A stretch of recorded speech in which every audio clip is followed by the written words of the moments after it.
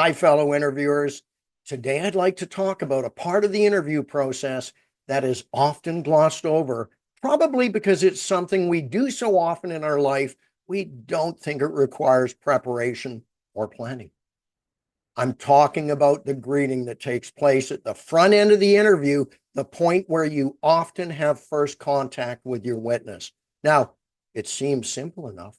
I mean, how hard is it to introduce ourselves, right? We say something like, "Hi, I'm Bruce, have a seat over there." Easy peasy, no?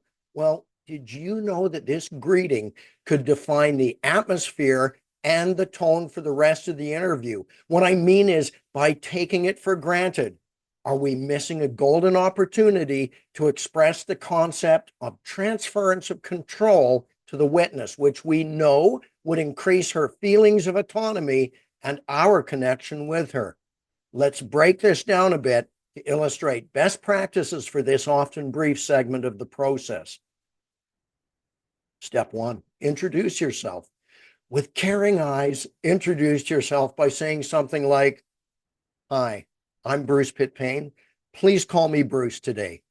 This not only gives her your name, it is a small example of what we call reciprocity, where someone may be willing to tell us something just because we did it first. Step two, ask for the witness's preferred name.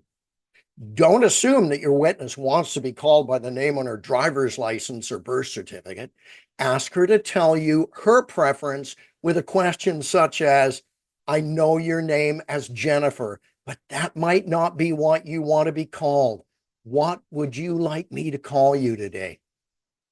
Although this may appear to be simple, here are a few benefits to the process. It tells Jennifer that you are interested in her feelings and decisions, possibly leading her to respect you.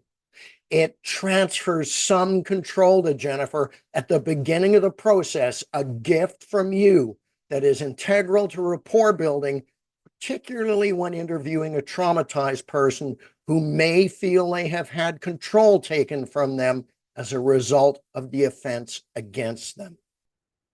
It allows you to show that Jennifer had been given a choice and had been capable of making a decision.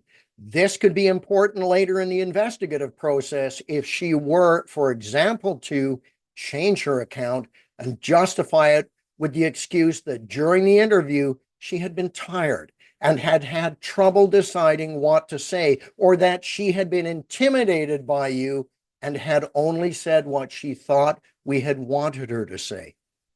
Another way to show her ability to make decisions would be to ask her if she would like anything to drink. Her initial response of yes or no would be telling, but imagine if you were able to have her decide on the type of drink, for instance, coffee versus tea, and whether she would like cream in it or not. Another way to transfer control and to show her ability to make a choice would be to let Jennifer choose where she would like to sit. It may be trivial to us, but it could mean the world to her. Finally, we have what we call the time constraint question, which is simply asking Jennifer if she has any commitments during the time set aside for the interview. Now, this would allow us to know whether we should reschedule while conveying to Jennifer that the interview is important and should not be rushed. Not only would this transfer control to Jennifer, it once again would show that Jennifer had been able to make an informed decision. Investigative interviewing has evolved from relying on a simplistic, common sense approach to analyzing the effect of what in the past would have been considered trivial or meaningless.